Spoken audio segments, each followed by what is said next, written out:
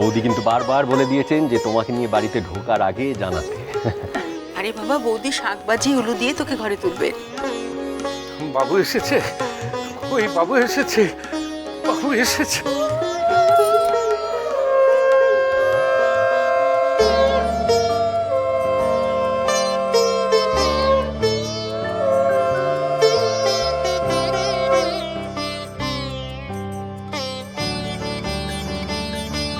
আয় বাবু, আয় বাবা, আয়। আয়।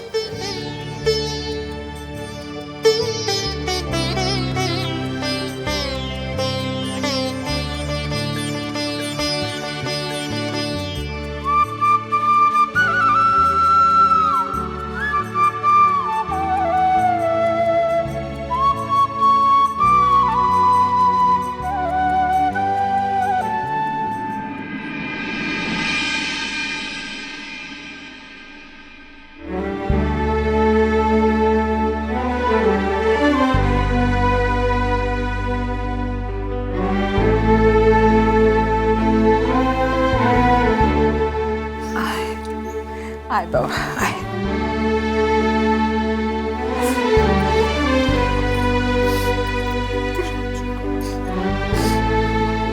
বাবা, তোকে যে আবার ফিরে পাবো,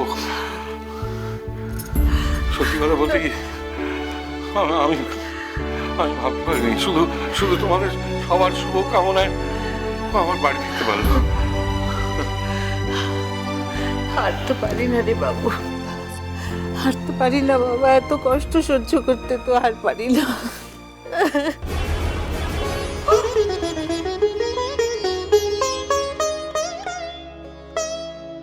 মা, আমি তো ফিরে এসেছি। আচ্ছা, মানুষের কি অসুখ বিসুখ হয় না বলো? আমার না হয় একটু বেশি হয়েছে, যে তাই বলে কি এমন অস্থির হতে আছে কখনো?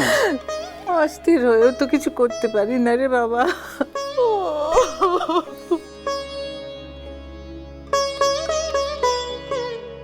ঈশ্বরের উপর ভরসা করা ছাড়া আমাদের আর কি করার আছে বল? চুপ করো, কেঁদো না প্লিজ, চুপ চুপ একদম।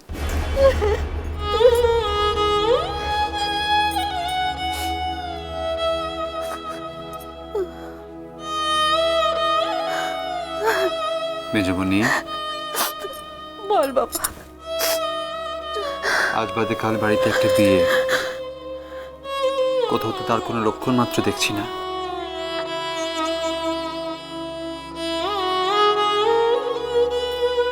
ধন্যি ছেলে তুই বাবু, এর মধ্যে তুই আবার বিয়ে বাড়ির লক্ষণ খুঁজছিস? মেজমনি, এই তো আমি ফিরে এসেছি, আমি তো ভালো আছি এখন, আর কোনো অসুবিধা নেই। কাল অব্দি তো আমরা এসব কিছু ভাবতে পারিনি বাবু, তাই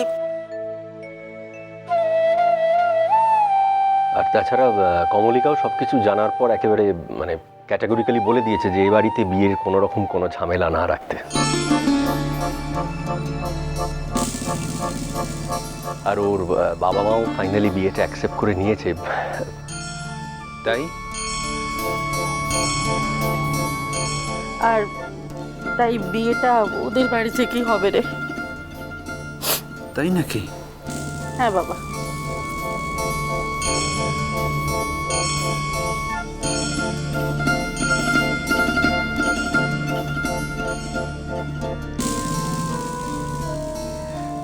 বাবা, এসব কি শুনছি? হ্যাঁ রে বাবু, কুমুরা তোকে আজকে হাসপাতাল থেকে বাড়িতে দিয়ে গেল, এবার ওরা ওই বিক্রমের ফ্ল্যাটে চলে যাবে। সে কি? কেন? মা, ওদের ছেলের বিয়ে ছেলের কাছে যাবে না। ও ঠিক আছে, বিয়েটা না হয় মুনের বাবার বাড়ি থেকে হচ্ছে, ঠিক আছে, কিন্তু আমার ভাইয়ের বৌভাতের অনুষ্ঠানটা কোথায় হবে পিসেমণি? ওটা ওই ফ্ল্যাটেই হবে রে, কোনো রকমে হবে আর কি, নমো নমো করে। ও না না, আমার কিন্তু মনে হয় ওর চেয়ে প্রস্তাবে কিছুতেই রাজি হবে না। ও ঠিক দিল্লি থেকে ফিরে ধৃতি, আমার মনে হয় যে তুমি এখন এসব নিয়ে বেশি মাথা ঘামিও না। তুমি রেস্ট নাও। আসলে জানেন তো ঠাকুর জামাই, আমাদের বাড়ির ছেলেপিলেরা সব এইরকমই। পারলে ওরা অন্যের জন্য একেবারে জীবনও দিয়ে দিতে পারে, অথচ দেখুন দেখুন ওদেরই জীবনে যত মা, ঈশ্বরের যে কি ইচ্ছে বুঝতে পারি না। মা প্লিজ চুপ করো, চুপ চুপ, একদম কাঁদবে না।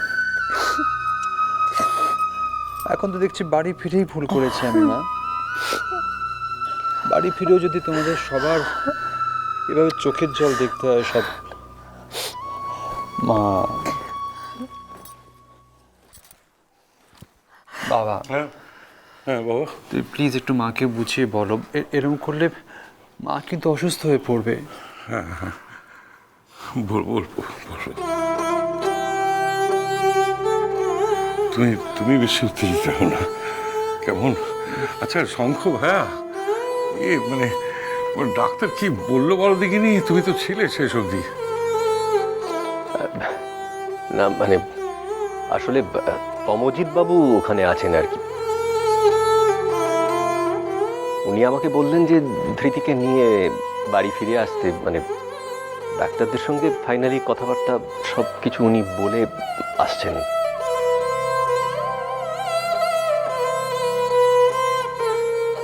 ডক্টর ঘোষ বুদ্ধিমান মানুষ, উনি জানেন ডাক্তার কি বলেছেন, তাই বাড়ির আর কাউকেই কাছে ঘেঁষতে দেননি। ডাক্তার কি বলেছে ফাইনালি তা তো আমিও শুনে ফেলেছি, ইনসিডেন্টালি শুনে ফেলেছি। আমি জানি ডাক্তার বলেছেন এইভাবে কতদিন চলে। ডক্টর ঘোষ যখন স্পেশালি জিজ্ঞেস করলেন তখন ডক্টর বললেন বড় যে 2-3 মাস, এই শেষের 2-3 মাস এমন ভাবে থাকতে হবে যেন একটা গোলও পোস্টের বাইরে না যায়, কেউ কিচ্ছুটি টের না পায়।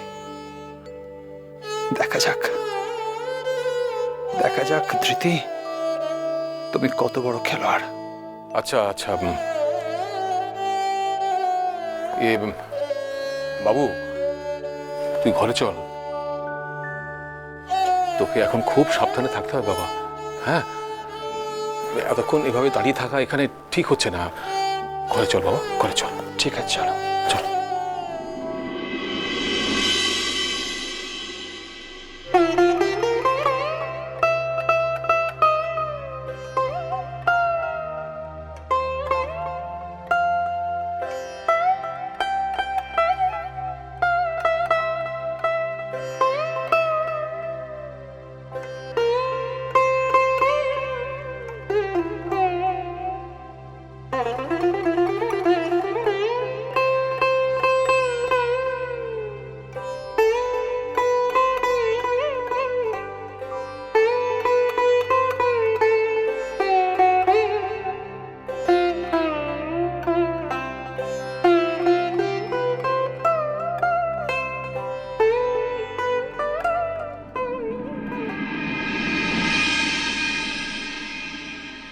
সাঁঝপাতি কি কিছু জানে?